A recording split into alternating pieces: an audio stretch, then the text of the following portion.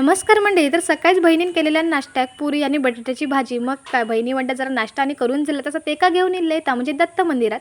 तर अडे बहीण पण ना काम करी होती. तर अडे आता आम्ही घराकडे इलो. मग काय तयारी आणि करून घेतलं कारण माका जायचं होतं मामाकडे. मग काय बहिणी म्हणता परत जायचं होता ता म्हणजे पंधुरा, कारण त्या दिवशी वाढदिवसाक वार होतो तो म्हणजे सोमवार. म्हणून ते काय पार्टी वगैरे देऊक नाही होती.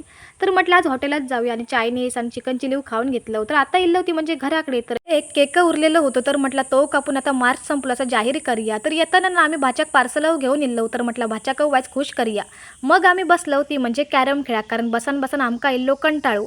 तर थोड्याच वेळात आता आम्ही जाऊक बाहेर पडलेलो होती म्हणजे बहिणीक सोडूक, आणि थैसूनच आमका जाऊचा होता ता म्हणजे आमरेडाक म्हणजेच मावशीकडे.